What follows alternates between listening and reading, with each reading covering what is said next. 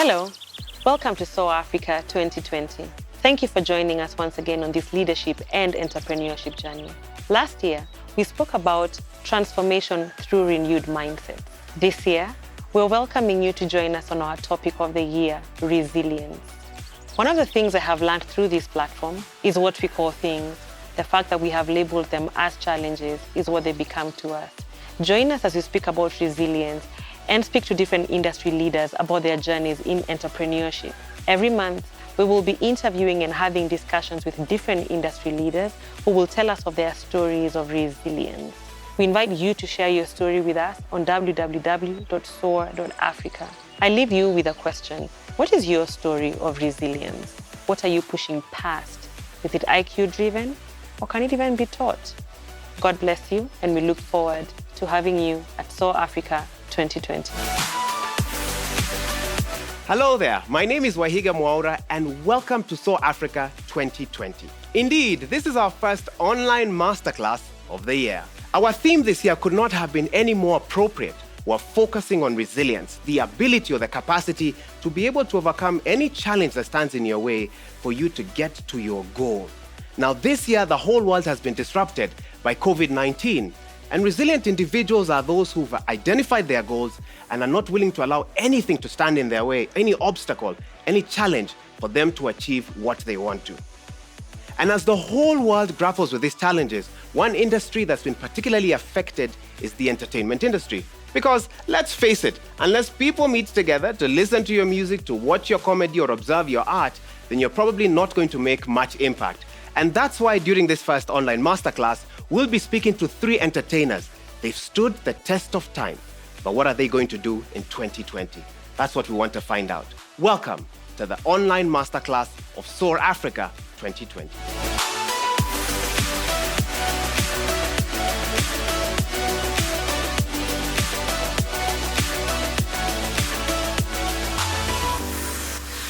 Joining me for this online masterclass are 3 of the greatest in the creative economy, and they're here with me right now. Let me introduce them to you. Starting from my far left, we have Bien-Aime Baraza. He is a vocalist, a songwriter, a guitarist. He's also told me to tell you he's a businessman as well, and an integral part of the award-winning group Sautisol. Thank you, Bien, for joining us today. Good evening, viewers.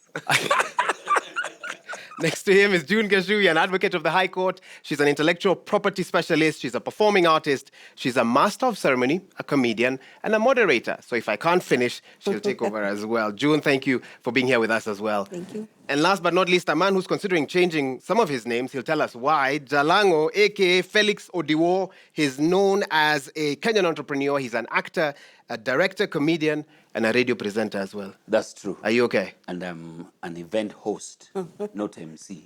Oh, you're an event host, not an Host, MC. host. Okay, the difference is that... MC wako nyumbani kwa matanga. Host, you actually... You're hosting. You're hosting the event. You run the show. As you can the most. imagine, exciting online masterclass. The jokes have started before I even asked. Let me start with Bien, who's looking a bit serious here today. Bien, COVID-19, man, it's blindsided the whole world. And I want to talk about it and get it out of the way so we can talk about other things as well. Yeah. How has it changed your 2020 plan? From what it was, Oh my God, what you're now tremendously. thinking about? Okay, the whole virus has changed my plan tremendously. Because, this year, Sautisol had been quiet for the entire 2019. For the reason that in 2020, we were to release our album after being signed to Universal. So we had plans to tour. We had plans to release. We had a solo show in London on the 28th of March that just passed. We had already we've shot videos. We had an entire rollout. And then also we have a record label now. And the kids had campus tours and they had albums of their own as well. We had 26 shows lined up and they've all been cancelled. So we're taking a hit. But... That's why I want you to take us to. So the but is that this moment has revealed to us other aspects of our business that we had, put to slide. So our online presence is becoming stronger right now because we are now actually giving more than we used to online. And I think by the end of this period, we're going to have a lot of growth in sectors that we didn't actually think we would ever need to use. Yeah. Briefly, and I know we'll get deeper into this a bit later on. So what are you doing online that's different from what you were doing in the past? What have you done over the last month or so that was unique? Oh my God, last night me and my wife had a pajama party in our house, and we invited all our fans online, and 12,000 people watched. And yeah, I just took part. Like, people were sending in comments and stuff like that. And you see that in itself now allows us to plug in product, allows us to do different kind of things and different business models in that like space for the pajama party only. Yeah, you guys must have very good pajamas. Yeah. Sorry for another day. We also had a concert that we did with Sautisol, an acoustic concert that had 40,000 viewers from all over Kenya and all over the world.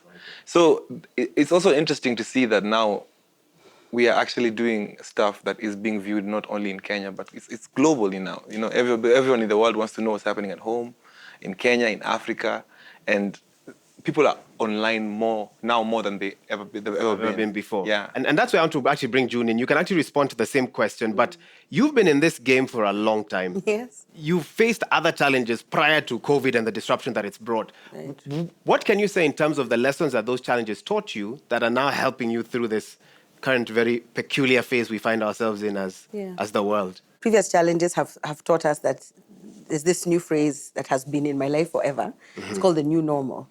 Every time you take a hit, you have to adjust, you adapt, you get up, dust yourself off, and you have a new normal situation. And it's been everything from producing shows that haven't worked, you know, let's call them little failures, because in comparison, this is now, those look like they were tiny things. And at the time, you thought your life was ending and your business was ending.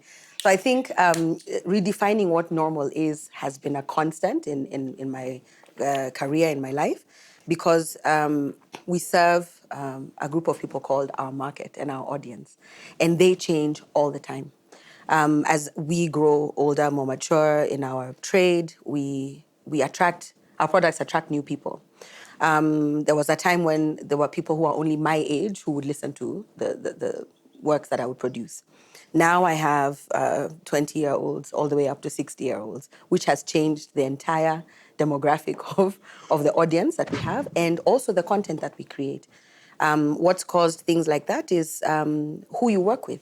So initially, you work with the people who are your peers, age groups. We were all in school together. We learned how to play instruments and sing together, and that's how we sort of formed our musical and acting careers. And then now we've got all these young, I like the way he called them, the kids. They're the kids to us. They could be our children. Yeah. Listen to the kids. So the kids are now, they've managed to enter our space, and they have amazing talent. They have new ideas, and the resilience has come from being able to marry those two worlds, which then opens up a new demographic of audience who are younger to actually sort of infuse new life, and they learn from the experience that we've had. So I think for me, that's been my formula almost for the last, I want to say 8 years. And so I'm not saying that this has not given us a kick in the butt. The hit has been felt. Similarly, we had an entire calendar of events planned for this year. I was working on some new music. I've got 3 tracks that are sort of just now, they are kind of hanging. Because 2020 was the year of 2020 was the year of releasing new music. My last album was 2016, so it was time. I felt like it was time to start releasing some new music. So it's really just been a whole story of mind shift. What are we going to do differently? And understanding that things will never be the same again. Allow me to interrupt you, because you've introduced an interesting phrase here, new normal. Yeah. How do you convince your team to get in line with this new normal? Because you might be thinking, okay, I know what I want to do, but guys around you, negative energy, they're not understanding how things are going to work out. So I think I've been fortunate because my team has sort of, I have a way that I behave and that I speak, and I think they've started to embrace it. And so a lot of them are doing new things. I've sent them, there's a link I saw online about free online courses. And I've sent it to everybody. I've said, I hope you're learning a new skill. You actually told me before the show. Yeah. I'm sending you a link as well, so I know what you're talking about. If you get out of this entire period without at least a new skill, then the problem was never time. The problem was that you had never any discipline, or you had never any foresight in terms of improving yourself. Because it is completely a fallacy to think that the thing that we have been doing for the last decade will be the thing that we're doing for the next decade. That's just not how life is. Yeah. If I have my babies this year, maybe this is the year I should just have children because there's nothing else we are doing. I can at least achieve that. You know what I'm saying? But after that, life would be different. Yeah. So then I would have to ask myself, I can't be jumping on stage when I'm pregnant. So what would I have had to do? So that foresight, that planning was already in the works. And now it's just constant reminders and checking in on our kids to see, are you guys okay? First of all, from a mental health perspective, because they've taken a hit. And they're young and they may not have had the experience of previous failures, like maybe the three of us have, to be able to learn from that lesson and adjust. Very interesting points that you're bringing. Jalango, you were actually born into a life of challenges. You told us that. When did you see your first shoe? When I was getting Form 1. When you got into Form 1? Yeah.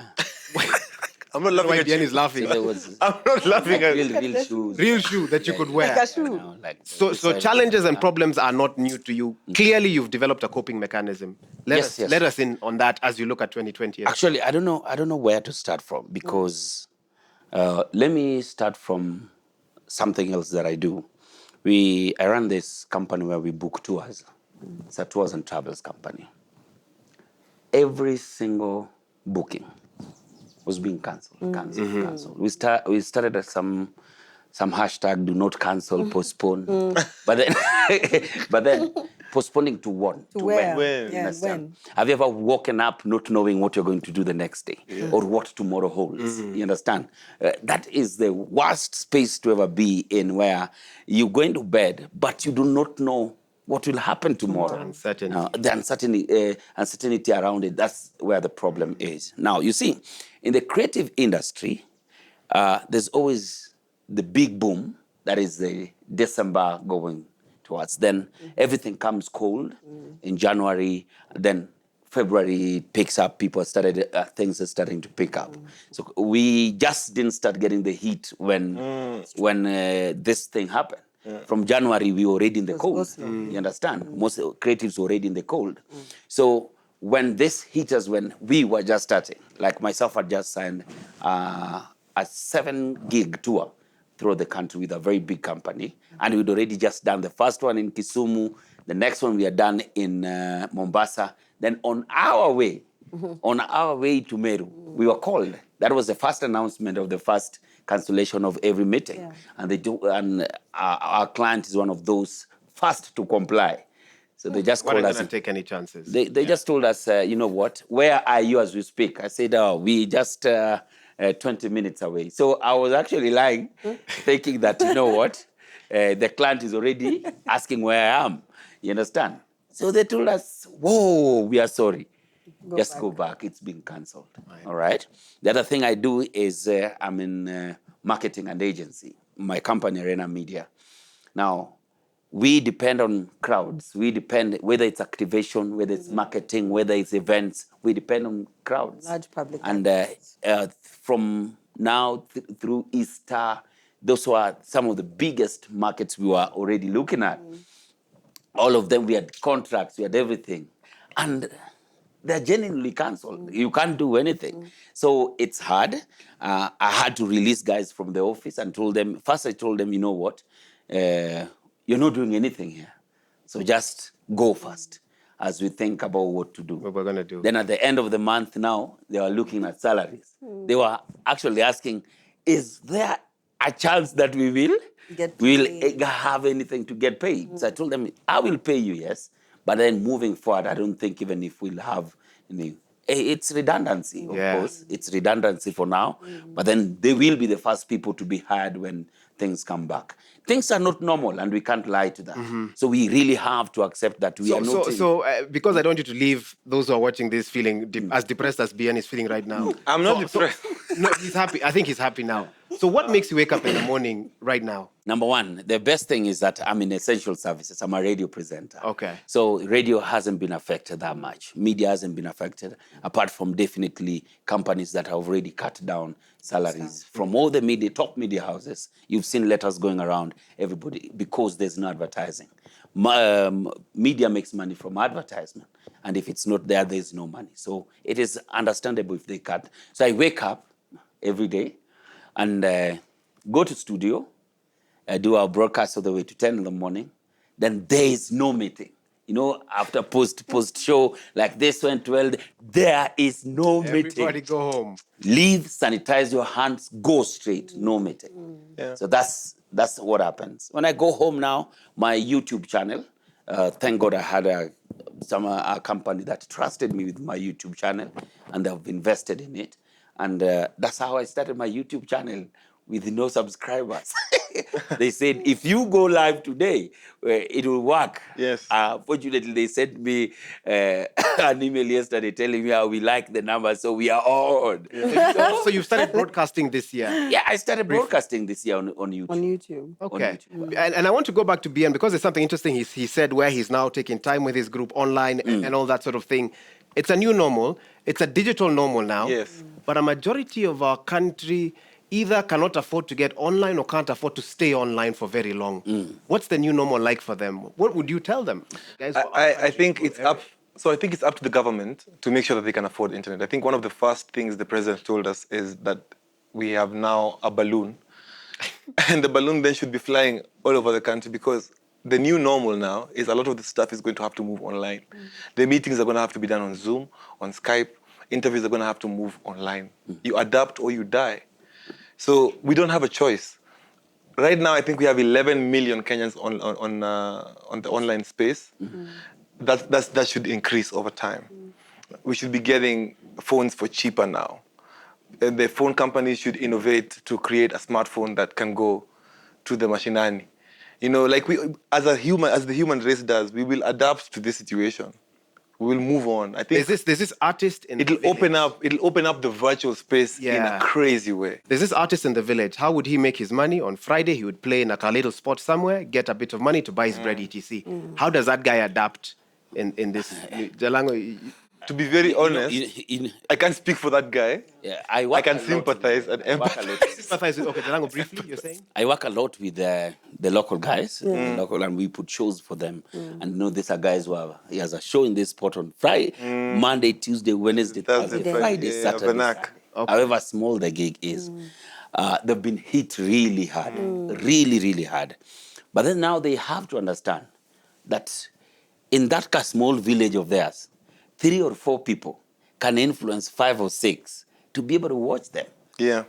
The truth is, it is not business as usual. Yes. It is not, we are not in normal times. So you can't, if you stay normal at this time, You adapt or you die. That's the whole that's thing. it. You cannot pickpocket a naked man. Like the way they always say. You can't have it. So wake up and just realize that, you know what? It is real. I will not be performing at 3 barrels if there's a club like that. Accept it. And June, there's something I want you to bring us in on. You switch on the TV, put on the radio, get on social media. Negative news. Yeah. For someone like you with a brand like yours, people take what you say as gospel true. What are you doing, or are you thinking about ways in which you can be a force for good? At a time like this, where any good news just is... my face is a force for good. I feel like if I just post, I'm kidding, but I do think it's important to spread positive messaging. But I also feel like we have to stop listening. We have to sift what we listen to. I spoke to somebody the other day and they sounded like they'd been punched in the gut because they'd been listening to news and then there was the press conference and then there was. And by the time I spoke to them at 6 p.m., I wanted to cry. And I was like, no, this is not the kind of thing that I'm going to have in my space because at 7 p.m. I'd probably need to take a nap and then I'll sleep and I'll have a nightmare. And the reality is it's going to affect all of us negatively. So if the thing I have been focusing on is the amount of creativity that our Kenyans have. The stuff online is incredibly funny. Yeah. People have created little memes, you know, they're like in the post-corona, the Rona is here. There's all this stuff that we find a way to cope. It's a coping mechanism to use humor. And those of us who sort of have been in that space for a while, we appreciate the effect, the positive effect that humor can have, even though it is temporary. It may not last for very long. But in a day, if I'm consuming content online, the majority of it is going to be stuff that's going to make me laugh. And then it in turn inspires me to put something out that maybe says, hey, you guys, you have to watch this clip or you have to watch this video, if you have to read this particular thing that somebody wrote. So I think the acceptance of the fact that things will not be the same is going to be the saving grace. Because those who sort of forget, you know, the way you can say, but I used to perform 3-4 times a week now, and you go in thinking, I have to find those 3 gigs a week. You're going to struggle, because the truth of the matter is, it's not probably going to happen for another few months. So then what do you do? Ask yourself, what can I do? What are my skills? What am I good at? There are people who are at home creating content that they never thought they would create. There's a lot of kids who are now out of school. We've all said homeschooling. Use your tablets. That's for a very small percentage of people who actually have access to tablets. So what other content other than radio can kids be listening to get their daily lessons? So can we get some of the creative people to start creating content? In fact, how hard would it be? So with this entire thing, I had a strategy meeting with my boys, and we were thinking, what is the way out? And we came up with a couple of things. So everybody in Sautisol is learning a new instrument now. So I now have a piano teacher online learning piano. But that aside, I've been workshopping a play for the last 3 years. I never even made it past the first scene. And right now, me and my co-writer have written almost half of it. If I'm looking at kids' content, I was asking myself, every time I went to a birthday party for a relative, a friend, the cake was always printed frozen. Frozen is a foreign concept to us as Africans. So I asked myself, what content is there for kids who are African, made for us by us? And so we're also getting into the field of making kids content now, because that's probably going to be money to the grave. And those are the structures we are putting in now that we wouldn't ideally ever have time to do, because if I was touring and I was doing all these other things, I would never have time for this season that is granted to me by the universe to create. So for creatives out there, this is your chance to think beyond even what you normally do, and test your limits. Test your limits, like intellectually. Go try write a play, try learn a new instrument, try get into some new stuff. Would you say, and Jalango, I also want you to weigh in on this, that this is the year for then collaboration? 100%. You've said do things you haven't done in the Yes. past. How do you think collaboration can make a difference for creatives out there? Collaboration can make a difference because everybody has a following, everybody has numbers. And if we collaborate, then our numbers become one. I do a lot of live Instagrams, and every time I call a friend, like for example, I call Jalango to join my live feed, all of his followers and my followers are now linked together.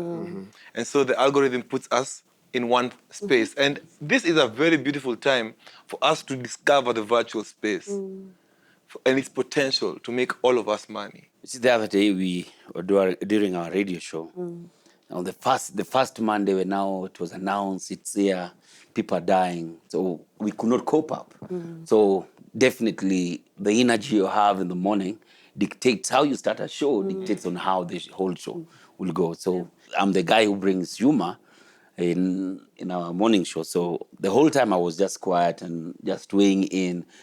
You know how you tell your co-host, I agree with what you say. That is a good point. I concur. I concur. It's like during exams when you answering questions and you start writing. Therefore, you already you know you are lying. It's about that time. It's about that time you give that paper to the teacher and tell you, thank you, sir. I don't know what I'm writing. So, but then we said, for how long are we going to do this? So we just said, let's run our show normally. We are the people who should be giving people hopes back in the house. We are the people who should wake up people. Yes, this thing we is are here essential with us. services. We are essential services. We are the people to make people happy. Every other person is talking about this thing. What more can you do to make them needed now more than ever before?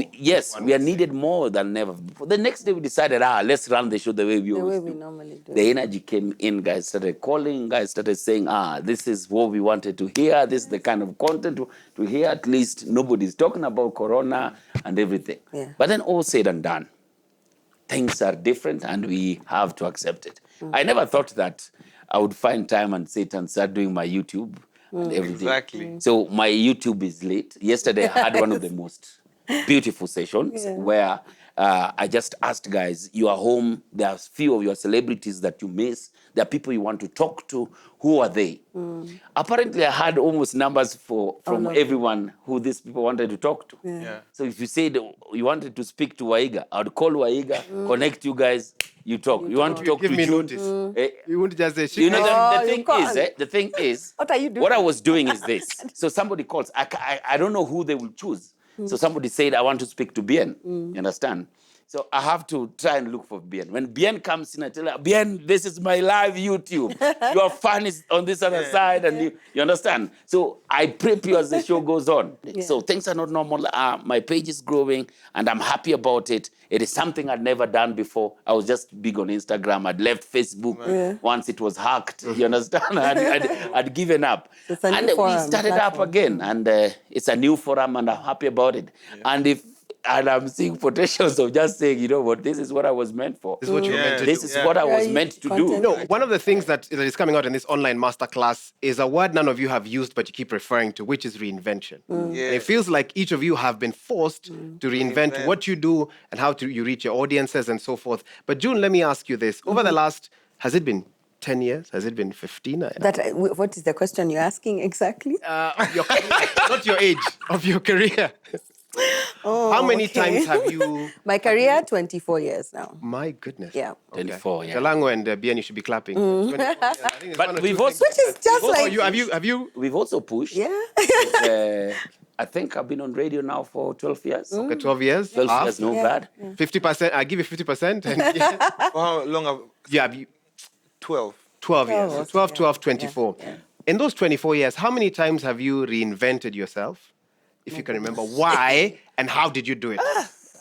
I want to Tell us one major one if you can. So the major one was when I went from purely performing to producing shows. That was a major one. I used to perform 4 nights a week. I had a full-time job. I was working as an in-house legal counsel, and then I would perform Monday nights, Tuesday nights, Thursday nights, Friday nights.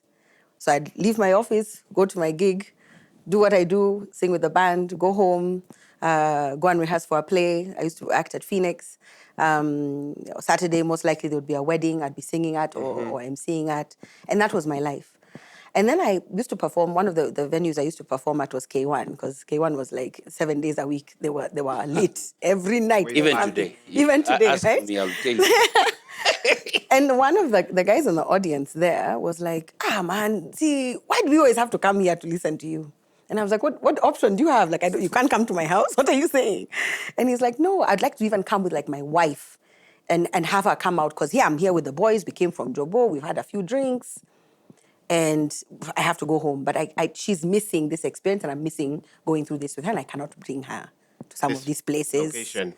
So that was the first thing that made me go, oh, actually, if all of these venues stopped hiring me, what would I have been doing? I'd be going home straight after work. So we started saying, okay, let's try and organize our own concert. Instead of being called by some of our top brands all the time, would people still come? If it wasn't brand X's function, then they just happened to hire Kina June to perform. They were on the bill for that day. And could we pull that same audience because of our awesomeness, for lack of a better word, right? So we started producing our very first show. It took us 3 months, because now we're like, we have to rehearse. Who are we going to hire? Where are we going to get money from? How do we even talk to sponsors? Those are not things we used to do, because people would call you and say, we want you to come and perform. How much do you charge? That was the normal then. All right? And now it was a matter of, okay, so venues have to be paid. Oh, okay, so you need a tent. All right, so chairs. All the chairs are not normally just magically appearing. And that was the first reinvention. We had about 400 people who showed up for that event, which for us was insane. We thought we'd probably sell 100 tickets. And we were told off for charging too little. We charged 1,500 bob, and we were like, let's see if people will actually pay this money. It was amazing. And people felt like we put something on, we worked hard, and people paid to come and watch us. So from that day on, we've been producing maybe like 5 or 6 shows a year. And that was never something that was in our revenue stream or in our... The other run-of-the-mill sort of get called by a corporate is still happening. So this now added not only another revenue stream, but it reinvented who we were. I mean, as I listen to you, you make it sound so easy. Well, because But reinvention is not. I mean, let's be honest. For some, it isn't, forces you but to go I back am to more school. accepting. I think the thing that I have, the blessing only, is that I have accepted that it is necessary. So the pain you go through every time you're going through change, it's painful because something is breaking for you to mold. You're either being melted so you can be molded into something else, or you're being broken so you can.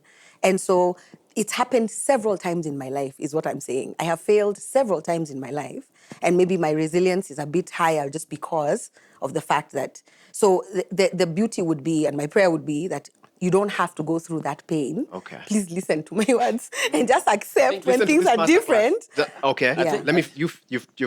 Jalango, jump in. I think on my side, it has been about reinvention. You see, first in comedy, it's a bit very hard. You see, Bien can sing Susanna 10 times, 10 years, and it will still sound fresh anytime he goes on stage. A joke once is said inside, you can't laugh twice. So you must We'll remind you, your joke Three. repeated it last time. I can tell you, I'll tell you something. You see, even before I came into the bigger space, the limelight, it's been about reinvention. I started up as acting set books at the National Theatre. Then from set books, we said, why can't we just now do plays? Yeah. Because set books needed us to travel and go to school, but you couldn't do anything because you're traveling away for 3 months, coming back for 1 month. You are not in Nairobi where everything was happening. So we started doing plays at the National Theatre, at Lyons, at Phoenix. Then we realized, you know what? This audience is the same. What if we started doing plays in the local languages?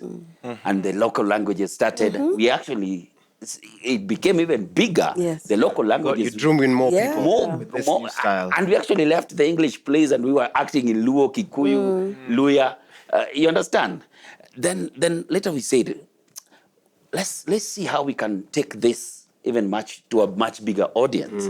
That is when the local plays started on TV, the Papa Shrandulas and everything, and that's how we joined.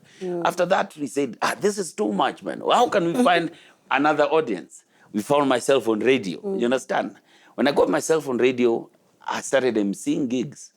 From emceeing gigs, I started seeing people coming in with chairs, coming in with tents, coming in with music system. And I said, you know what? I cannot MC with people's sounds.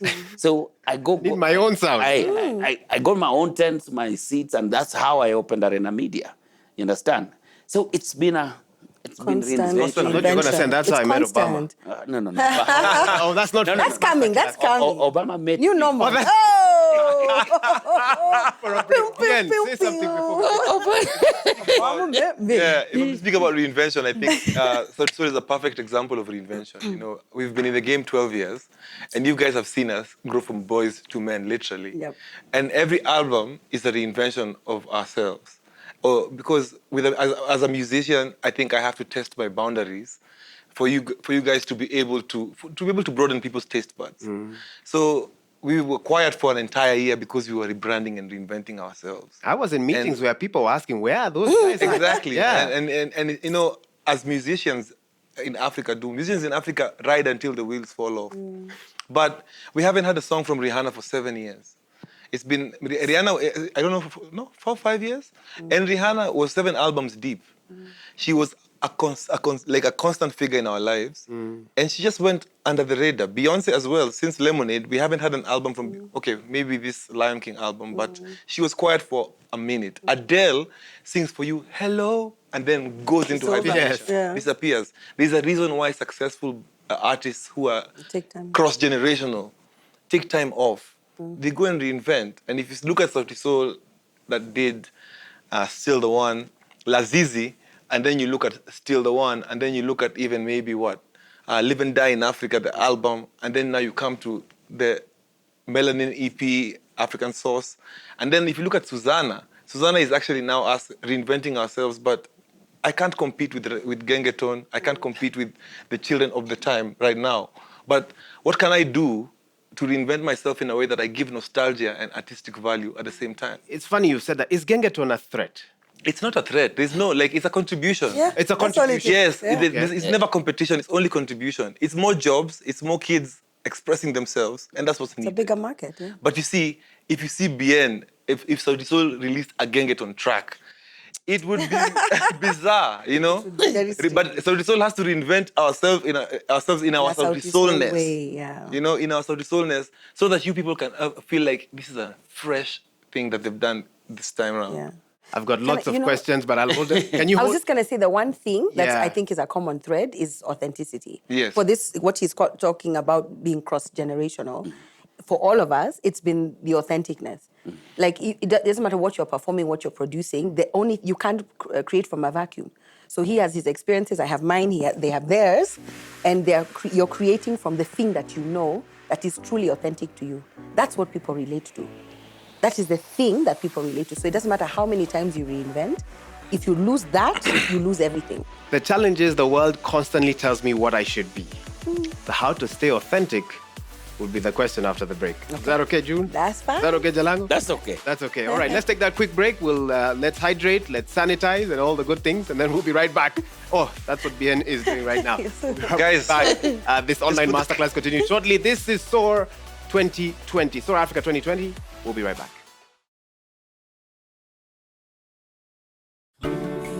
Wajua wanasema food has memory and those who nourish you are never forgotten. Unakumbuka the auntie who made sure you shibat? We jamaa wa nyama, ule anakuwekea nyama poa ya choma. The dere, happy to share your takeaway.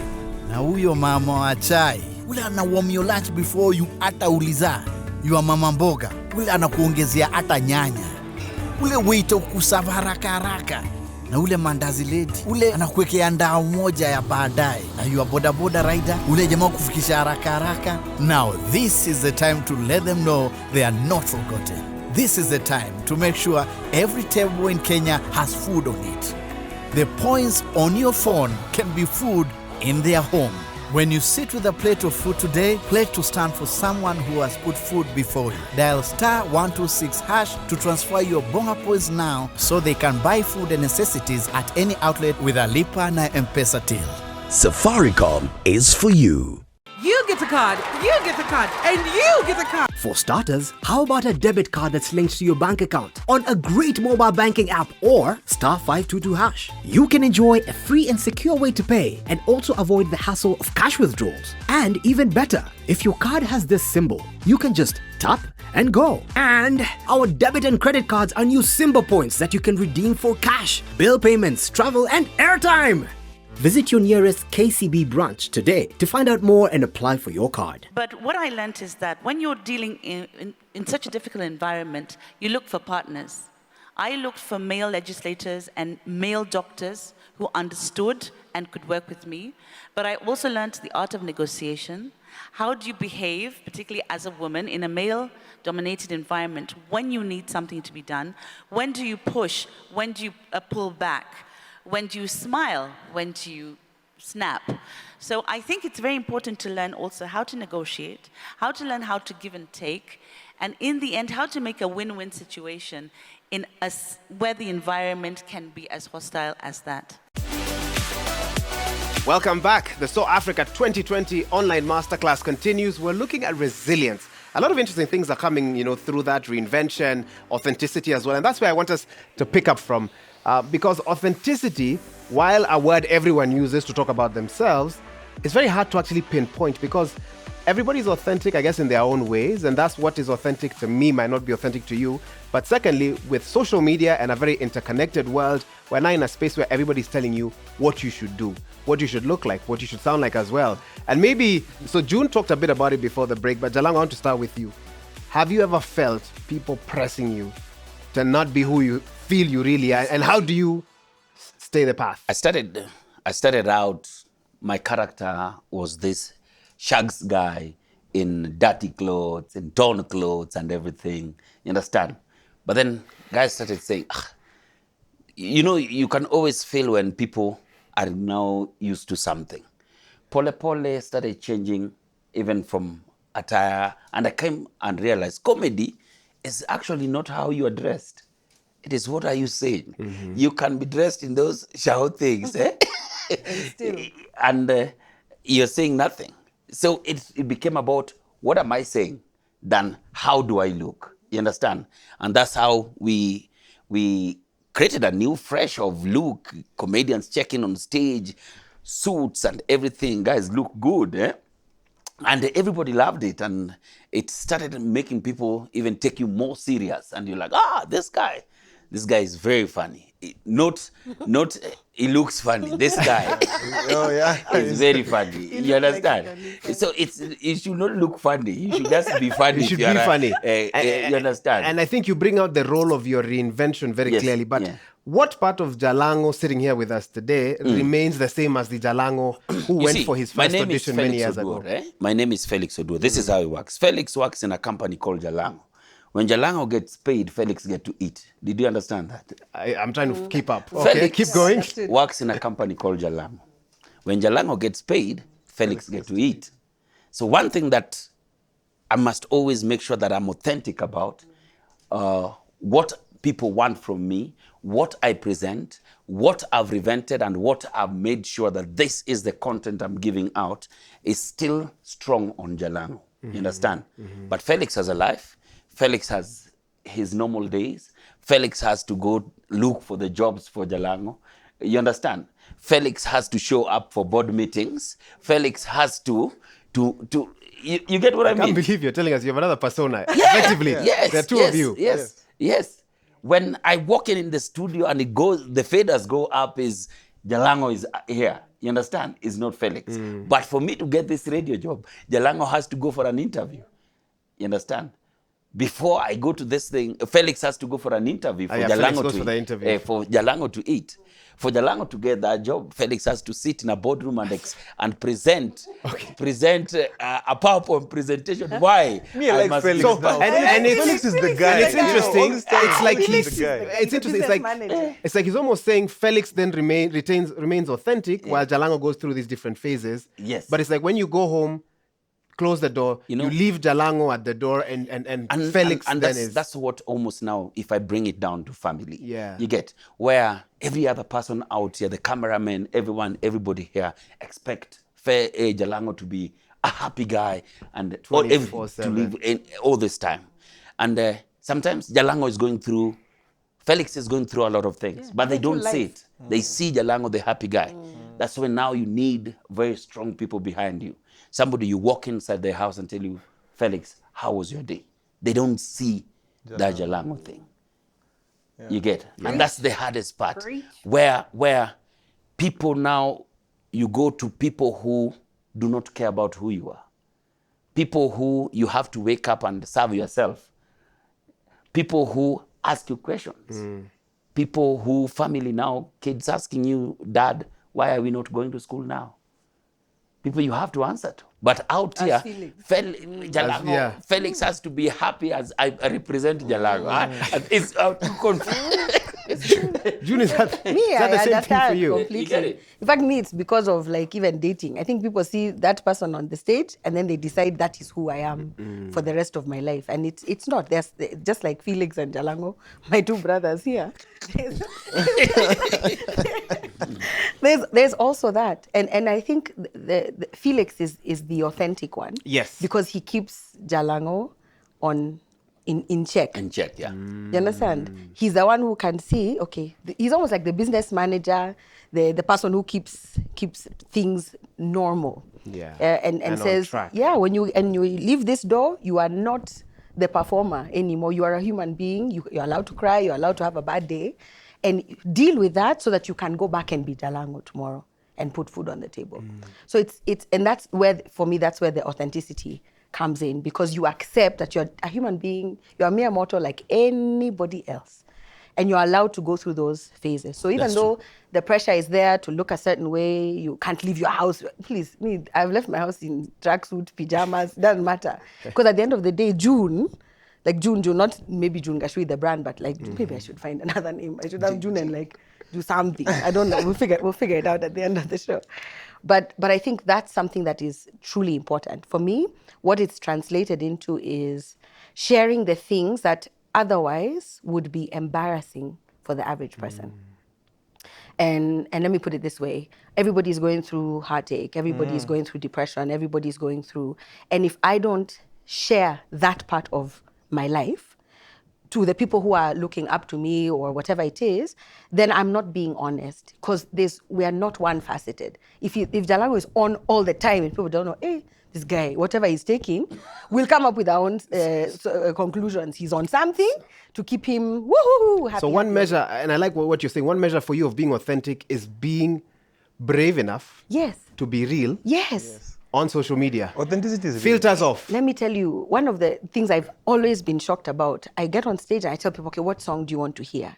The one on the album that I couldn't even finish singing it in the studio because I was crying, because it was about the most difficult thing I went through in my life, is the song people ask for.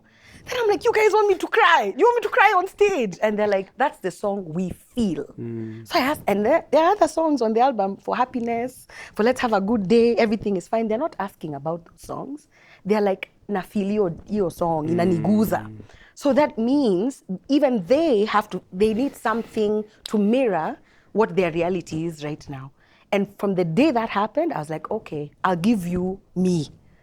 I will literally give you me, and that's the one promise I've given my fans. But you will always get me, good or bad. This should have been Bien's question, but I don't know, I keep coming back to you. There's a risk to that. Yes. That when you put yourself out there, you're vulnerable, you're exposed. But don't you fear that it could come back and say something and then I come to you? Bien has gone through that. But good art is vulnerable. So to answer your question, Yeah. the risk is always there. The risk is always there, but in my experience, it's been 2%.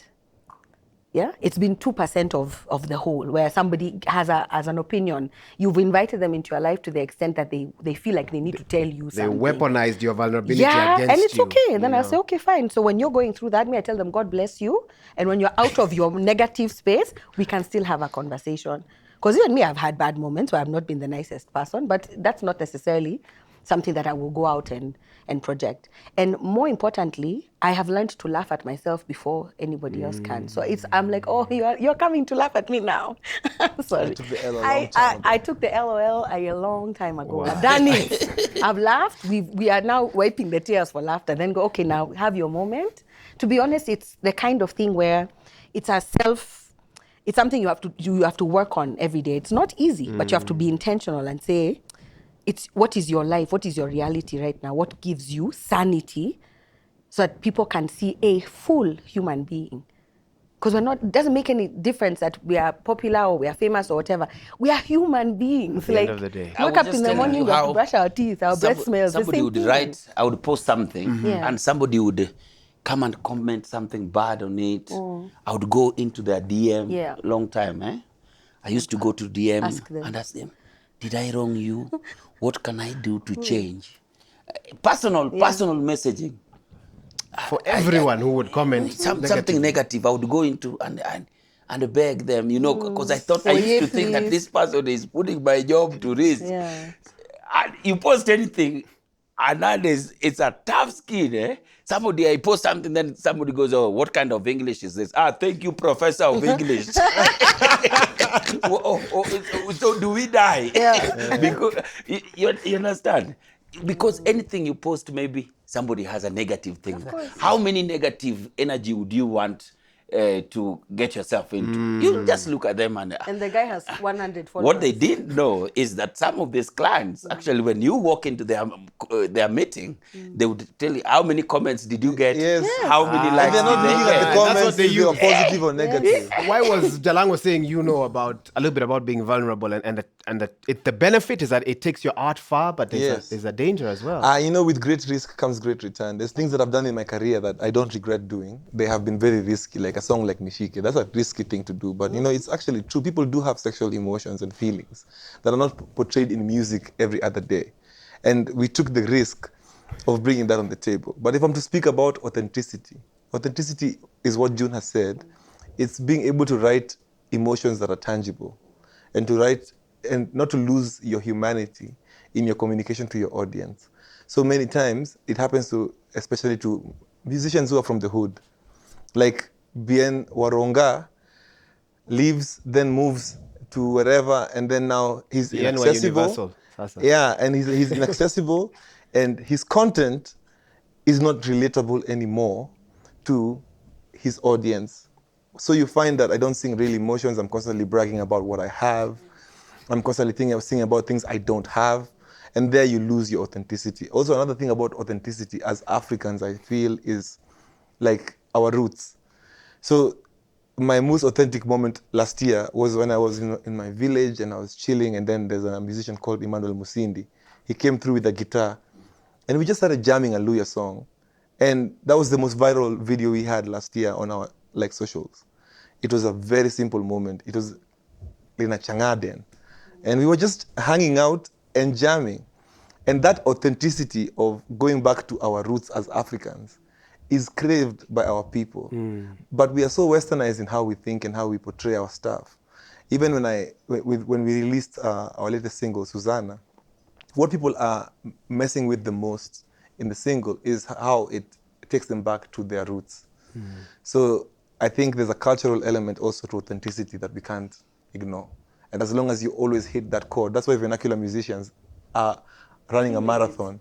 When pop musicians are, Let me ask you this, and it's come up with some of the things you've said, but I want to try and see if we can dig a bit deeper into it.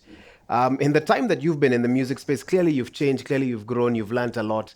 Your resilience has been built. Yes. If you had a resilience muscle that was tiny when you started, right now I want to believe it's a big bicep. But there was a time you probably almost gave up because of an experience or something that stretched it to the breaking point. Yeah. Can you remember when that was? Yes. That point so I'm in a group.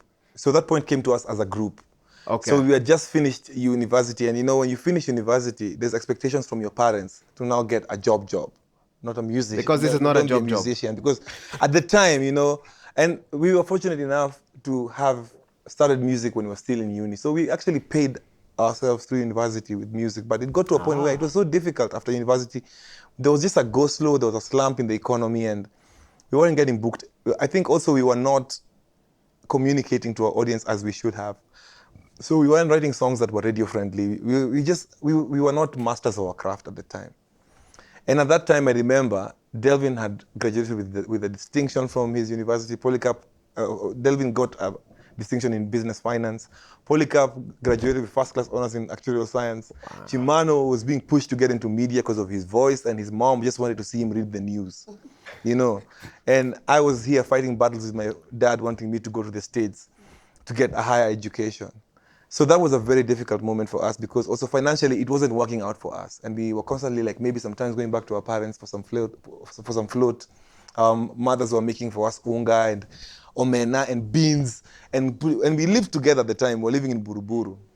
But we remember having the conversation of, hey, guys, man, are we going to be able to pull through this? People even contemplated getting jobs to supplement the music at the time. Okay. But I don't know, somehow we pulled through. The power of being in a group is that you're not in it alone. I would imagine if a musician is alone and has to make that decision alone, it's a difficult thing. Tell me in 30 seconds, do you meet any of those who wanted you guys to do these other jobs now? And when you do you ever have those conversations? AKA our parents. They are over the moon. And I think we have given them something that, the reason why your parents want you to be successful is because of black tax. So they want you to come down and hold the fort because they've given you an education. But in essence, those people now are the ones who are proud of us because the things we have achieved are things that money can't buy. Wow. That's Jalango, that's powerful. Very powerful. What's your experience with the resilience breaker, the one that almost... You see, first I was supposed to graduate this year. If Corona... Yeah. Mzee, Hey. I'm supposed to be graduating in June. My first degree. You can graduate online. I don't online. have a degree up to this moment. I'm a Form 4 Liber. Wow. You understand? Yeah. And I've never... Young boys? With secondary school for sons of African gentlemen. P.O. Box 23 bond. You see, I've never shied away to tell guys that, you know what? I still don't have a college degree. And I sit and work in boardrooms, do presentations that even some people with those papers can't see. Because I came in and I said, you know what? With my Form 4 papers, there's no way I'll ever walk in and be accepted. If it was to put me into education and education to power, they would first listen to that person with the degree before myself. So I had to hustle out and say, you know what? This is what I have for now, you get. And when my old man passed on, he left a letter for me and told me, make sure you build your mama home and take your brothers to school. So all of them have graduated and everything, and my mom has a home. And that's why I'm in school right now. I don't know what it's going to change in my life anyway, but this was the year. But the things have really changed. I don't know if I'll graduate. Please, whoever. Online. Okay, we are doing online classes. Yeah, They are online classes. But Jackie, our campus. Jalu guy wants to wear a gown. Wants to do the walk. Wants to do the walk. And I said, I will not even have a graduation party. It will be a graduation concert. Hey! And you people are performing. Of course, June Gachui. Of course, Yes. perform. Yes. So just in that space, you can imagine how many times I had to try and convince people in boardrooms that we are able to do this. Very few people trusted me. You understand? I've lost so much jobs until you're like, what? Will we ever make it through? So I decided, this is something that I don't have. What do I have? I have my brand Jalango. How do I sharpen this brand beyond what people see with my education? So I decided, you know what? I will make my brand bigger than what any money can pay. You understand? So I walk into boardrooms and present and do marketing presentations and bigger. I've pitched up some very big gigs out here. And clients who've trusted me look back and say, thank God we listened to you and your team. You get? Yeah. So it got to a point where I just knew that I'm not going to make it. You understand? But then I said, let me push myself much further, because I didn't have the money to go to school. I had my siblings, I had everyone looking up to me. You're the guy in Nairobi. What did you come with? What do you have? Where are we? Are you the guy who's going to break this chain of poverty in the house, in the village? So if I go to school, what is it going to be? What do I have at this time? So my point has always been, where you are, start with what you have, where you are, and it will open the other paths. At that low moment, was it personal strength that pulled you out? Was it a friend who told you, Jalango, there's keep one going? thing that always keeps me going is poverty. Poverty is poverty has always been my motivator. Let me tell you, money is not everything. It isn't. Money is the only thing. It isn't. Now, It's the only thing. it's the only thing. It's the only thing. Those who disagree with that, what do you say to them? I don't know. If you disagree, it's okay, but please, maybe make it fast. Then you can disagree. Come and tell us that, you know what, it is not the only thing. You understand? If Bill Gates came here and told me money is not everything, then I will listen to you. You understand? But a preacher in town? But you are, a preacher in town on the road? No. I saw some guy in the streets, hapo Nation Center, hapo chini. He was selling some books, 40 ways on how to be rich. Yeah. I told him, if you have this book, why are you selling it? Read it. Read it and go home. You should not be here. You know how maybe somebody has written a book on how to be rich, but then he's calling you, please, Bien, send me some money. I want to publish this book. Yeah. You understand? It doesn't make sense. You understand? It doesn't make sense. So at your point of breakthrough, you must come back to yourself and ask yourself, who am I? What do I want? What do I have? What can I do? But Jalas, do you get to a point right now in your business, even in your life, where you experience those moments of wanting to give up? Because I've been there now, even recently. It gets worse even now. Because now, if I'm looking at now my business, Soul Generation, our record label, I have had moments last year because a lot of people don't want to fund the arts. And I don't want my label to be, I want it to be enterprise. I don't want it to be like an NGO kind of setting. So we had to put in all our savings to make it work.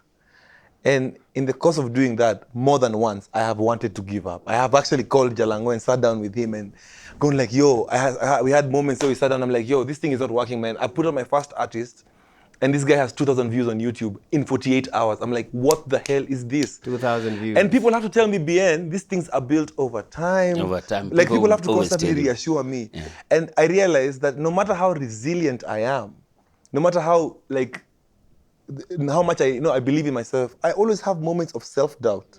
Like it's the line that you're towing to be pulled to the other side where you're giving up is always a very thin line. How we conquered It's never about on our side, eh?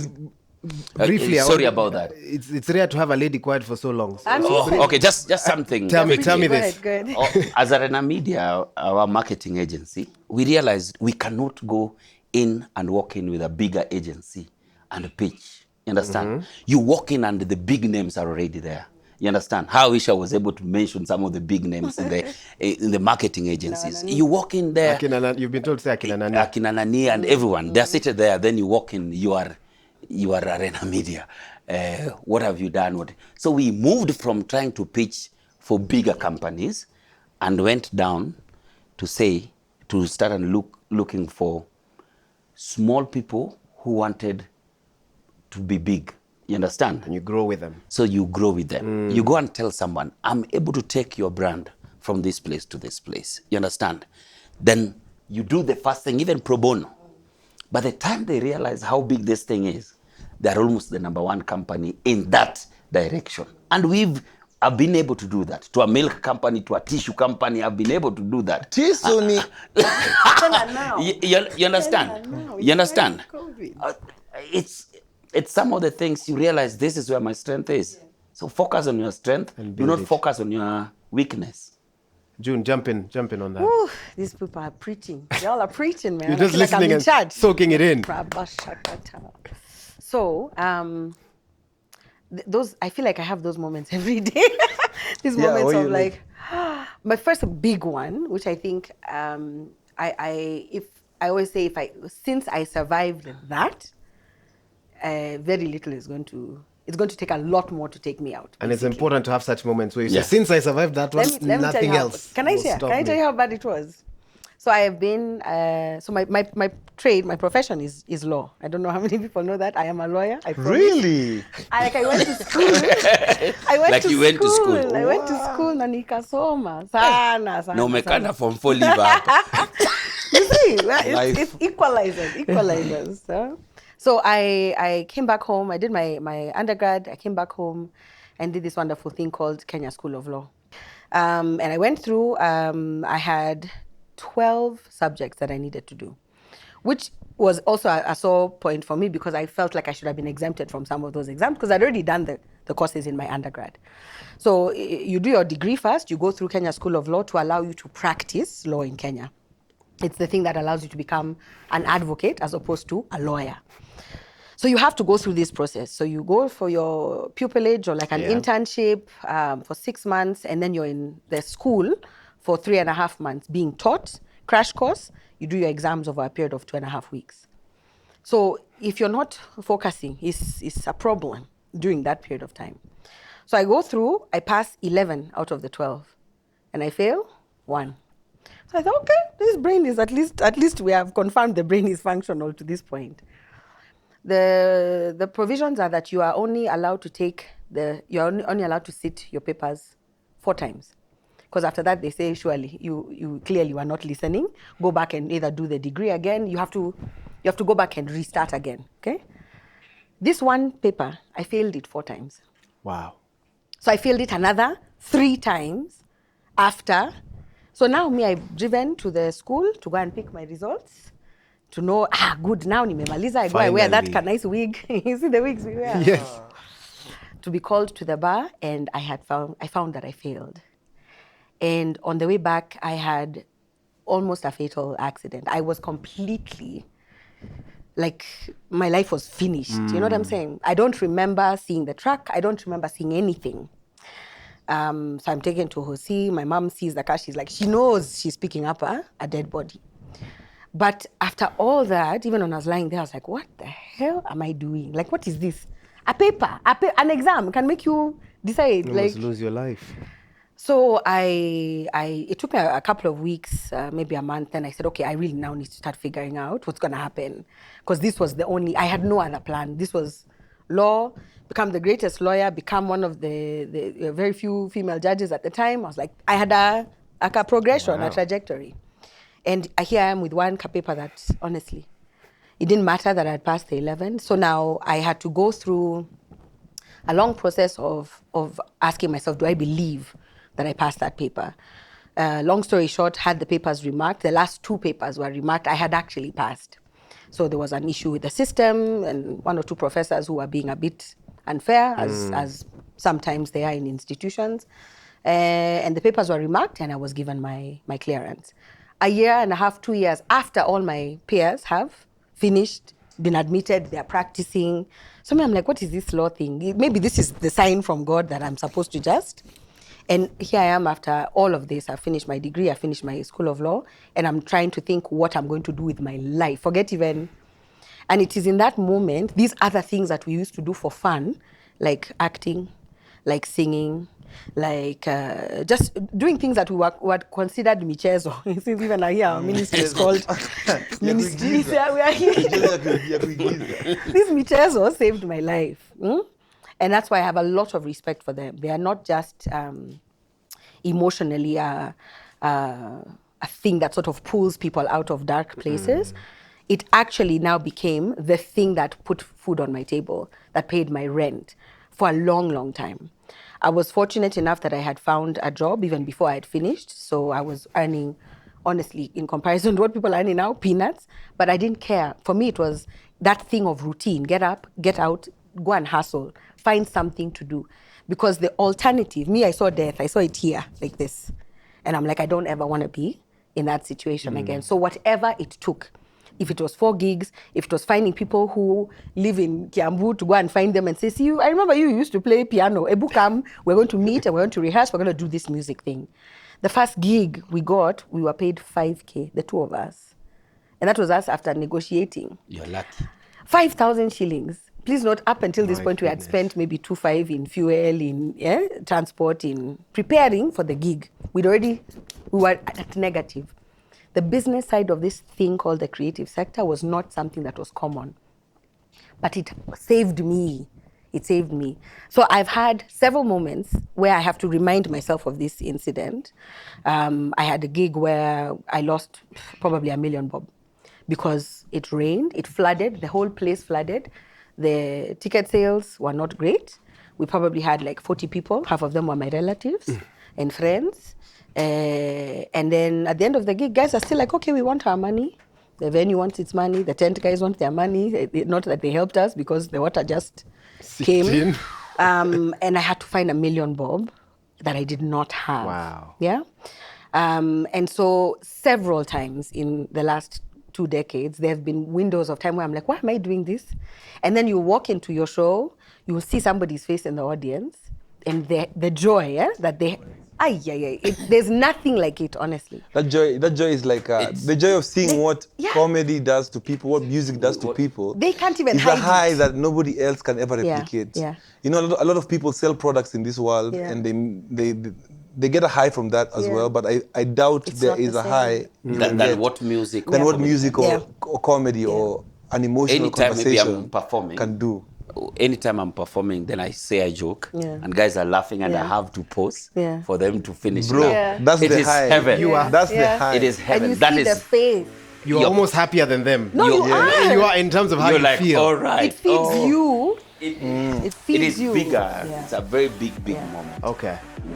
All right, I'm going to have to interrupt these guys for us to take that break. But nevertheless, when we come back, we'll be talking about practical strategies for going through 2020 with or without COVID-19. They've got lots that they want to share, practical things that you can apply in whatever sector or organization you're working in at this time to make sure that you get the most out of your 2020. Make sure you keep it here for that. And of course, we'll be right back after this. If we continue to behave normally, this disease will treat us abnormally.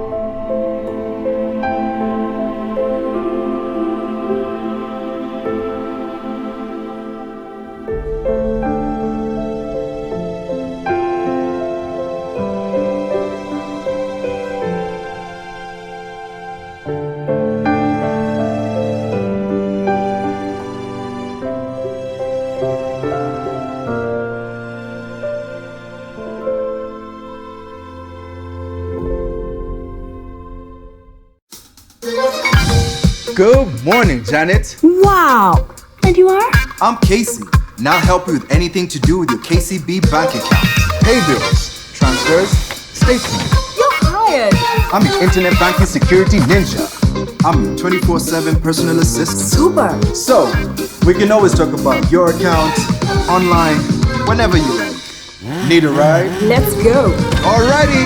With you anywhere, anytime. Register at your nearest branch for KCB Internet Banking today. Never stop being a student.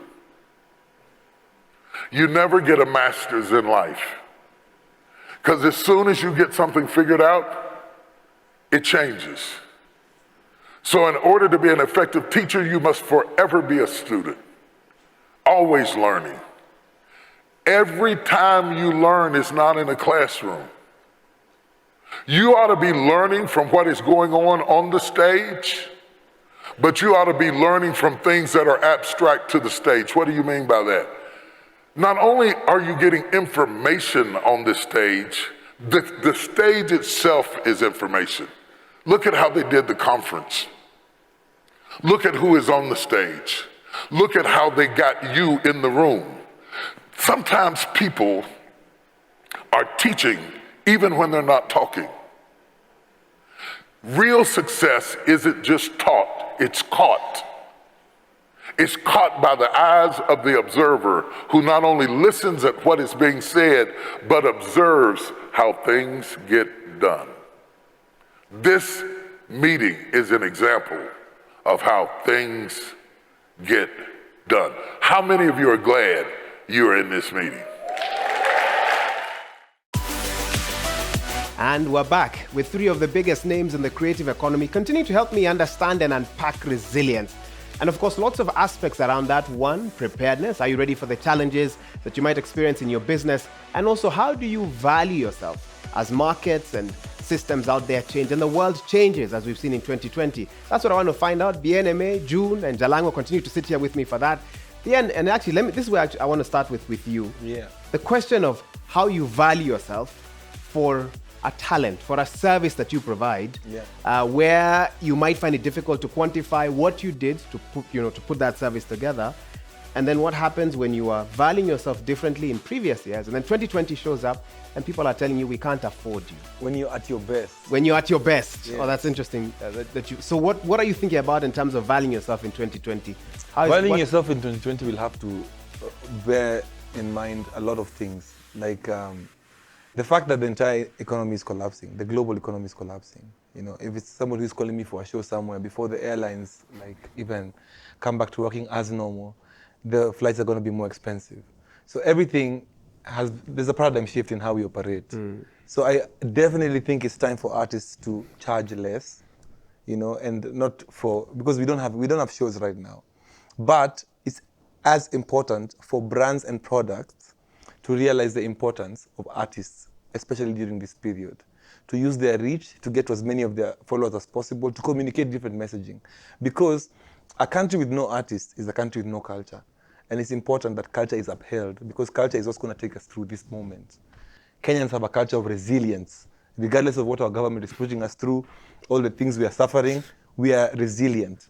But that culture can only be upheld with art. When art and corporate come together to feed the masses what they need. It's you time to reduce the price. Reduce price? But not lose dignity.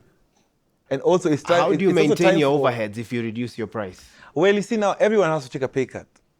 So the virtual economy, the online economy, will start growing to a level where we are all going to pay one another. But we have to stick together. Corporates and government have to meet artists at their point of need, for artists to be able to create through this period and take the people through this period. Wow, he's paused like a end of my speech. Drops mic. That's yes, drop mic. Give it it's pregnant pause. So June, so when the events start again, right now you're doing a lot of online events. Well, my team are. Your team are? Yes. Okay. For me, I have many children. The things that we create require, we were supposed to have a show on the 28th of March. which of course we had to postpone. We did not cancel it, we have postponed it. There was probably To a going to date be you about don't know. that we do not know. Don't worry. And we just said, keep watching this post. Space. Yeah, just watch this space, we will tell you. Let me interrupt you before I lose you on this one. Yes. So will the pricing remain the same The pricing as of you the... foresee for that event? Yes, it will. And let me tell you why. Okay. Because A, it was fair. It was already fair. Okay. There were 40 people, approximately 40 people working for that event. And so the truth of the matter is that we would not make profit. At the price not going up or down, I think we were already giving up a fair price for what was being put on stage. Now, should we have to reorganize ourselves? I want to speak to the point of value. And I think it's important for everybody who has a brand or who has a product or who has a service not to feel like the value of their brand has reduced. Because value is intrinsically the thing that you're giving and how it serves the purpose that it was given for, if that English makes sense. So the value of my time when I'm offering legal services within the IP or entertainment space does not reduce. The information I'm giving you is still dope, it's still awesome, it's still legit. What I'm recognizing is that we've had to make an adjustment so that you do not cancel the service altogether. That is the change here. So the valuation is not about how good or how worthy the thing is or the person is or the brand is. It's more about an adjustment, the way people give discounts. Why do we give discounts? Why do we do flash sales? Because we realize, people, it's mid-month, people don't have money. This is not Seasons, new. etc. This is not new. This is just more permanent in the long run than a flash sale would have been. You understand? So when we're pushing ticket sales, we say, okay, guys, we know it's mid-month. For you to buy this ticket, now it's 1,500. But as soon as we know people have been paid their salaries, there's nothing like 1,500. You're paying the full price. We're like, after you've paid your rent, this should be the next thing that you do. So it's not about the value. The product doesn't reduce in value. What we're saying is we appreciate the situation that we are all in, and therefore we will minimize our profit. But the bills that have to be paid are the bills that have to be paid. The artists performing on my stage have their value is their value. So for me, value is very specific in terms of that. The other thing is what additional value. We always speak of value-added services. What are we doing? So we're speaking to our audience in a different way. We're keeping in touch with them so that we're front of mind. So that the messaging we'll hear is not, oh my God, that song, that album. It will be, hey man, these people helped me through, because they were also sharing what they were going through. So that the value has changed. It's not about, I want your 1,500 bob, because I know you don't have it. But it doesn't stop me from checking into one of the platforms and saying, hey guys, just wanted to check in, do 2-3 songs for you. What has it cost me? Maybe the makeup on my face, and that's about it. And the data bundles that I'm using, for 99 bob. You understand? It's not something that my yes, teacher? Bien has put up a guy like he's in class. Support you and say that. Briefly, go ahead. I'm actually just adding a sentence to say that music is an essential service. Yes. Art is an essential service. What are Comedy people is consuming an now? essential service, Nothing. because people are consuming this thing they're in the house the whole day. People need hope. The only thing that can give hope, tell me what else can give hope except good governance, which we don't have. Now we have music, comedy. Yes. And right, sorry, okay. can I just add one last thing? Okay. Value add. Terms of value, Briefly. yes. Value add Yes, to the value adding add of to the the value. Yes. So I'm saying that the things that have been created, we are all watching content right now. We're listening to music, we're watching shows on TV or on Netflix or any other platforms that exist out there. That's what we are consuming. USASA. Carry on. USASA, Showmax, all of those things. Okay, thank you.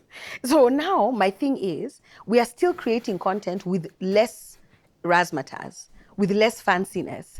So the cost that was going into lighting, that was going into makeup and wardrobe and all those kind of things, people are not concerned with how cool this thing looks. They're like, give us the thing to consume. The raw, the real. The raw, the better. You understand? It's raw, even a word. The raw, the better, right? So it's the kind of thing where now we're like, oh, so we can actually do this because you need to consume it at this point in time. So there's a complete shift, and it's true. Without the content that we're consuming right now, what else are we doing at home? Wow. What else are we doing? Guys are sleeping and eating. I Listen, believe Jalango is number one, bursting. Go ahead. I want to talk to companies and institutions who have not been affected.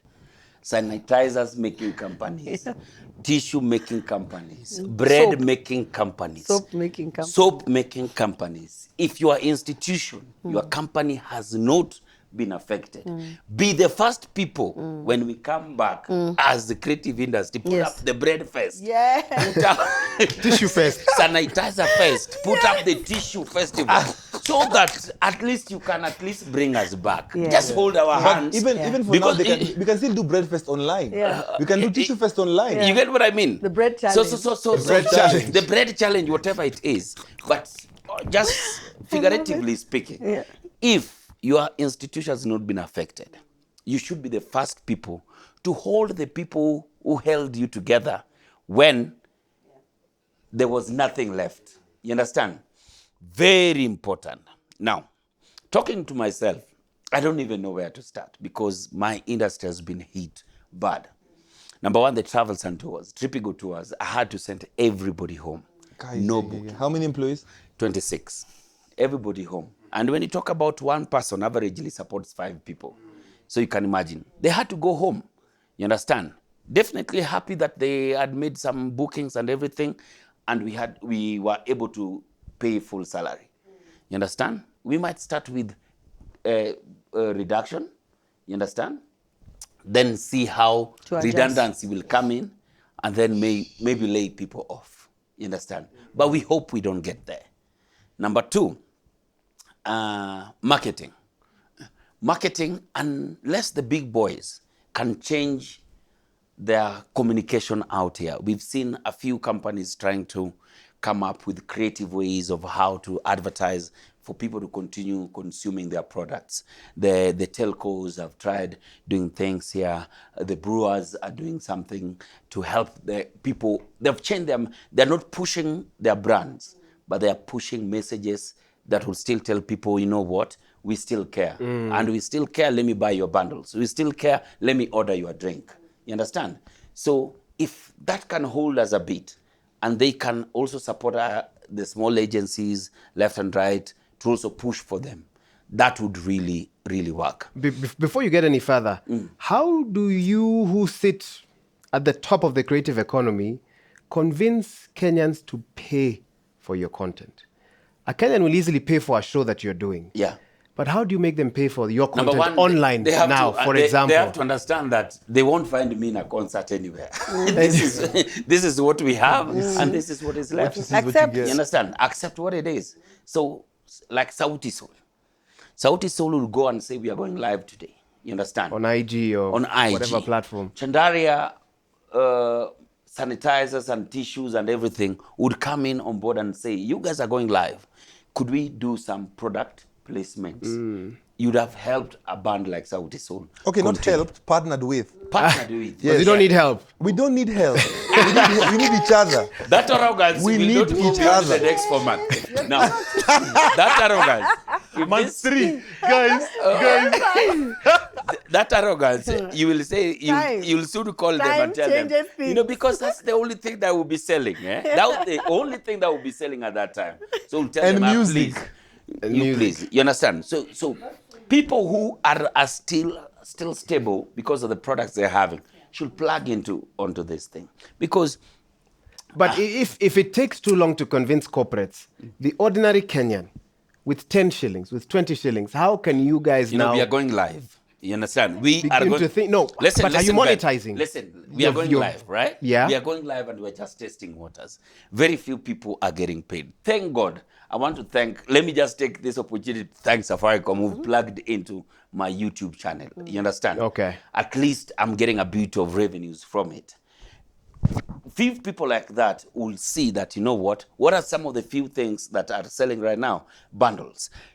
Sautisol are going live. June is going live, all right? Can we organize a bundle that will go and make people stream into their YouTube channel for a lower rate? You understand? So they say, guys, June will be going live and we've given you this subsidized rate for you to watch her live. They would have supported June and they would have given the people back at home hope to be able to go on through this time. Those are some of the options that now come to play. But the truth is, We've been hit hard. The creative industry is crying. Whatever you can do. Which camera is the president watching? Whichever. I want to look. No, that's at the end. That's at the end, and it's very. I'll give him a chance at the end for that. And June, before you come in, all right. This SOAR masterclass was actually brought to you via a subsidized Safaricom bundle. 20 shillings. That's what people will be able to do. So you already read our minds before we had told you what's happening. You see such a thing? So worry not, June, come in. I was going to say this. I think this downtime, I want to sort of introduce a different angle. Okay. Is the time to put your house in order. And you know how we spoke earlier, you alluded to preparedness. And the truth of the matter is it's COVID-19 now, but it could be anything else later. And it has been previously it has been other things. The thing that has continuously come up to the fore for me, and it's not a pleasant discussion ever, and I think Bien-Aime can attest to this, is that we are not organized as a sector or as an industry or whatever we are calling ourselves. And by that I mean, it's a sector. At this point, the way we are behaving, we are not organized. Yeah. If you look at how most of us are operating, we are casual laborers in our space. We are not necessarily incorporated. We're not registered. We're not keeping records. So if I alluded to the fact earlier that the show we would have had last weekend would have employed about 40 people. Now, those are not employees on full-time salary for me. Maybe 3 or 4 of them are. The rest are people who came in purely for this. Now, maybe 10 of those are already employed by companies who are coming in to offer certain services. The rest were like, Nani, uko free, sawa, come. What's your rate? They probably will raise an invoice, and that's about it. That's as much record of the transaction as there will be. If we fast forward to what some of the different countries that are a bit more established but still worse hit than we are now, your Germanys, your Canadas, the UKs, Australia, they've put in place sort of funds to assist people in this, what we call the gig economy. Now, how that is even implementable is where my head is, not the fact that there's money. We are having different struggles, that there is no money in the first place for even a fund like this to be able to help those who need. So the guy who was going to be the roadie on the show, the guy who, and he's wonderfully muscular. He was going to help load and offload gear. Stylists, makeup artists, lighting guys, visual performance. Photographers. Those are the guys who, if they're not necessarily running their businesses out of company X, they can't speak of a JGIP Consultants or a Arena Media or a Soul Generation Limited. Soul Generation, Tosha, right? So without that sort of legal entity that's recognized by GAVA, how are those guys going to survive? Because if we didn't call them, what gig are they going to, where were they going to get their next shilling from? And my point is then, what is our preparedness? This is the time we should be figuring out those registers. Put your house in order. Figure out your tax situation. Figure out how there's some sort of savings plan even. Can these 40 people who work for me benefit so that every time I'm paying them X amount, we withhold maybe 5%, put it aside, and help them get a medical cover? Because they're not full-time employees anywhere. They'll work for me today, they'll work for Bien tomorrow, they'll work for Jalash the next day, but that's how the gig economy is working. Guys who supply tents, guys who supply chairs, guys who supply generators, whatever. It's the entire ecosystem. It's crazy. So if we don't put ourselves, what are they doing right now? It's crazy. It's really crazy. Like, So for how example, do we prepare ourselves? Just say, when I was doing the Live and Die in Africa tour Yeah. in 2015, Yeah.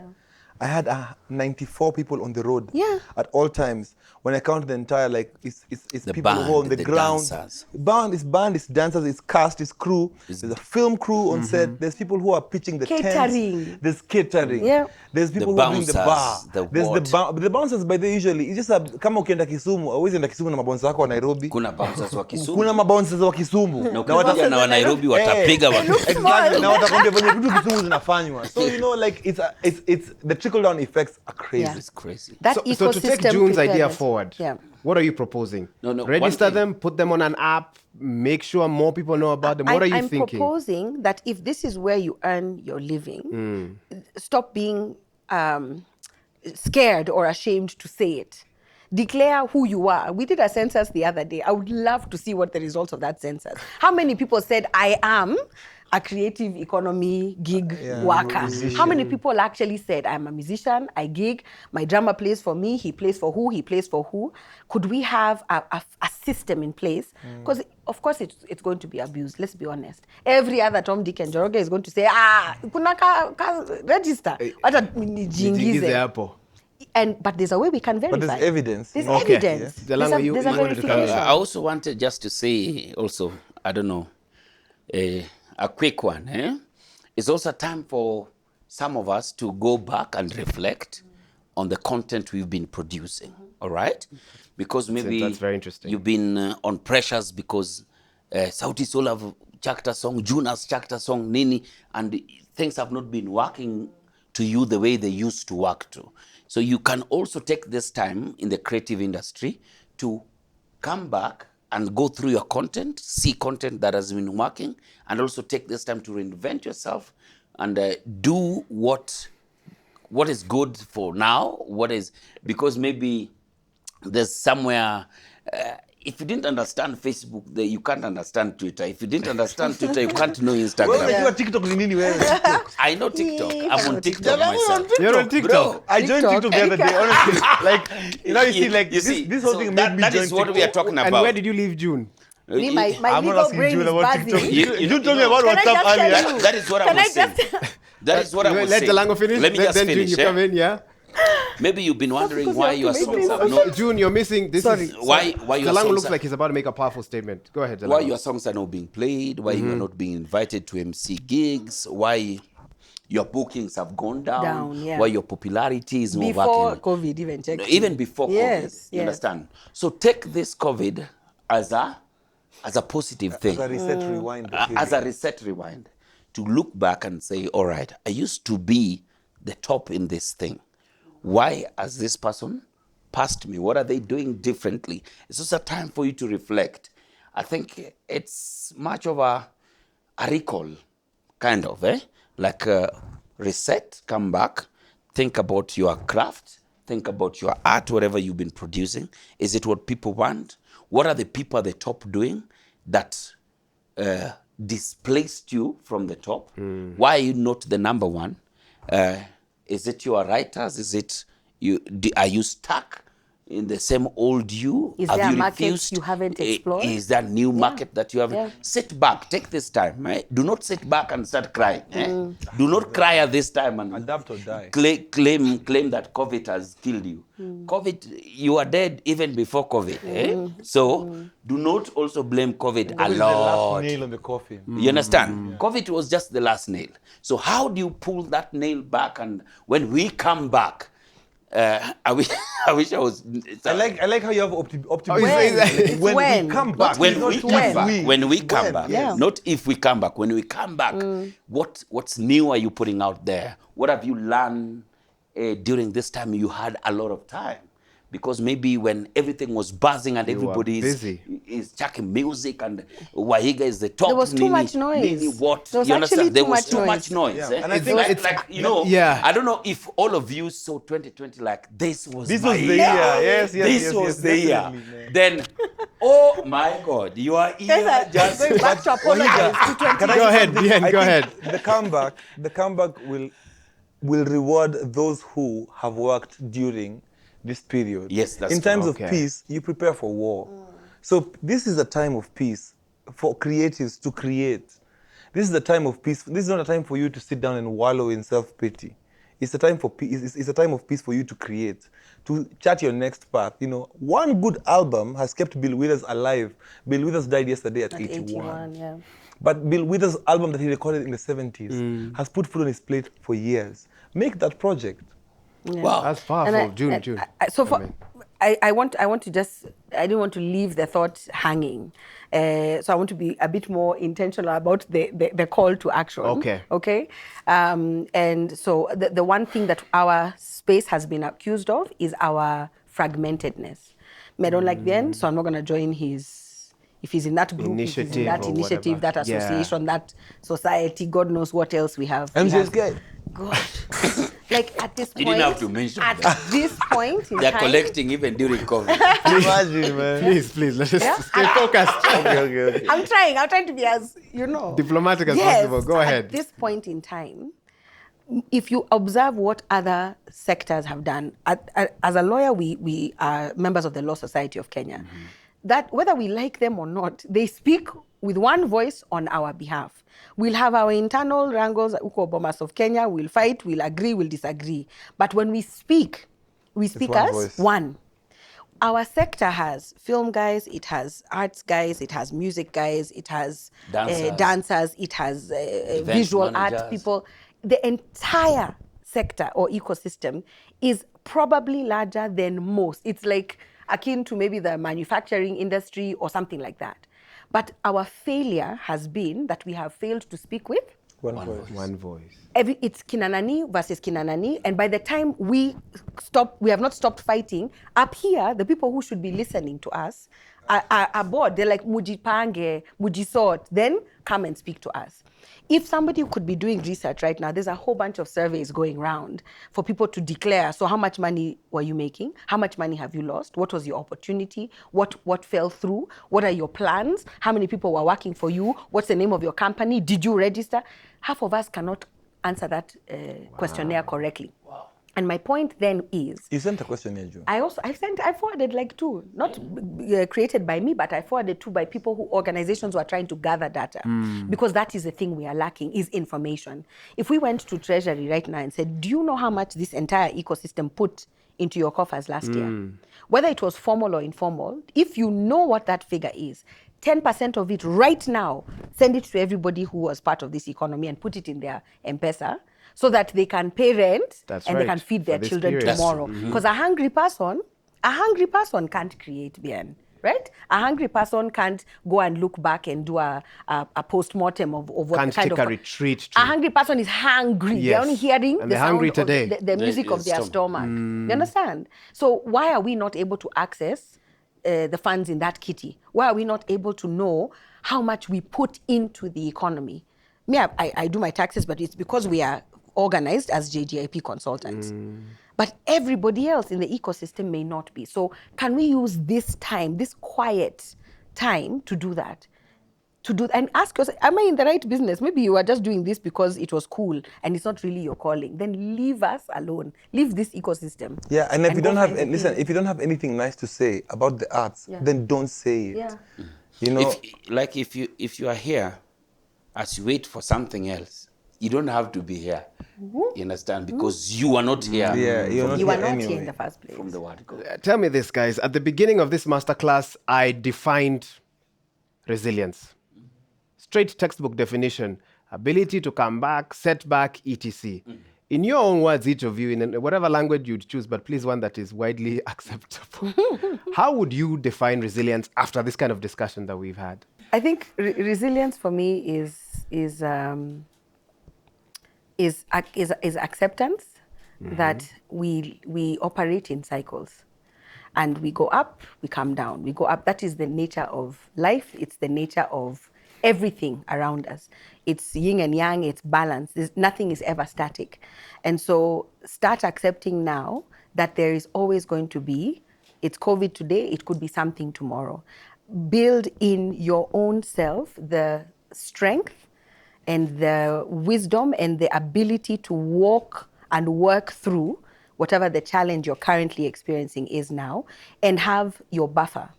Your plan A is your plan A is your plan A is your plan A. Others will tell you that it's good to have a plan B and a plan C. I feel sometimes if your attention is split, you can't actually focus and give 150% on that one first plan A that you had. So the secret, in my opinion and in my experience, has been to find out what it is that allows you to thrive even in the time of adversity. So resilience is it is the ability to keep reinventing yourself, to keep coming back, to get up, dust yourself off, and accept that this is the situation I am in. I'm in the eye of the storm is here. And another storm may be coming in another decade or so, God forbid. But if it does, are you ready? And are you strong enough? And have you exercised all your options? And do you have that particular thing that you need to reinvent yourself? Maybe there's something you've been thinking about and you've kept it in the back burner because you thought it wasn't the right time. As I said earlier, there was too much noise before. I'm grateful for the quiet for once. I'm grateful for the time to just exhale, wake up, hear a bird. I don't know the last time I had birds tweeting outside my window. Yet not Twitter, but tweeting outside my window. So use this time to breathe, use this time to think, use this time to pray, use this time to introspect, use this time to challenge your own self, not for anybody else, not for social media, not for your peers, but for your own self, because that's your survival. Powerful. Bien, how are you going to wrap it up for us? The human race has gotten to where it's gotten to because of natural selection. Natural selection means that the fittest survive. You adapt or you die. And if you don't adapt, I don't know how you're going to make it through this period. So find it within yourself to reinvent, to seek, to read more, to research. But in this period, the ones who adapt are the ones who are going to make it. This COVID couldn't have come at a better time. If this thing happened 10 years ago, we would not have a way out as creatives or even as businesses. But I think the human race has been preparing for this moment because we've built so much internet. So let's test the power of the internet. Let's test our limits and see how we can still function having meetings on Skype and Zoom and all these other apps. Let young African creatives come up with ways on how we can meet that are not Western, that are not Zoom and Skype. Let's come up with products that are tailor-made for African growth. Mkutano. Yes. Is one of them. Mkutano. Let's do this. Yes. There's a Mkutano. No, I'm just saying. Start it. Mzee Wahiga, you had me fired up. But yeah, basically all I'm saying is, guys, if you thought you were working hard, think again. Now is the time. Wow. My goodness. Come on. When you have three of the best in the creative economy on your panel, you can expect poetry in motion as they wrap up. Thank you so much to each of you. This has been fantastic. I think personally, my mind has also been opened to the challenges and opportunities of 2020. And even though the beginning of the masterclass was a reflection about the challenges that we're in, I like that we've slowly moved into the opportunities that each of my creatives here are seeing. And we certainly hope that you at home are seeing them as well.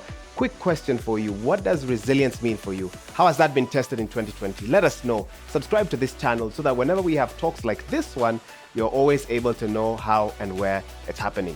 This has been the first online masterclass, SOAR Africa 2020. Much more like this in the coming days, so keep it here. Thank you. My name is Wahiga Mwaura. See you.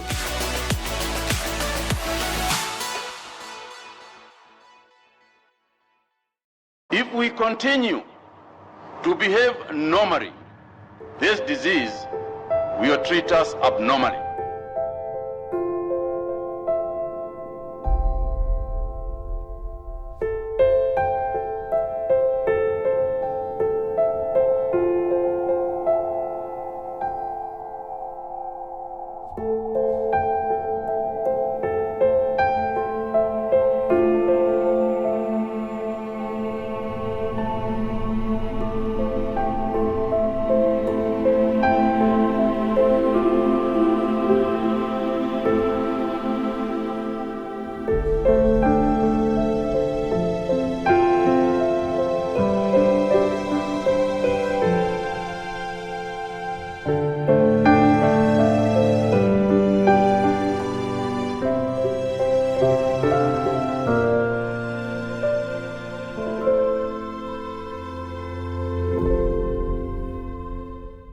You get a card, and you get a card. For starters, how about a debit card that's linked to your bank account on a great mobile banking app or *522#? You can enjoy a free and secure way to pay and also avoid the hassle of cash withdrawals. And even better, if your card has this symbol, you can just tap and go. And our debit and credit cards are new Simba points that you can redeem for cash, bill payments, travel, and airtime. Visit your nearest KCB branch today to find out more and apply for your card. Well, you know, there's a lot of things said about Africa's youth. But, you know, I'm an engineer and a scientist, so I like numbers. The mean age of Africa is 19.7 years old.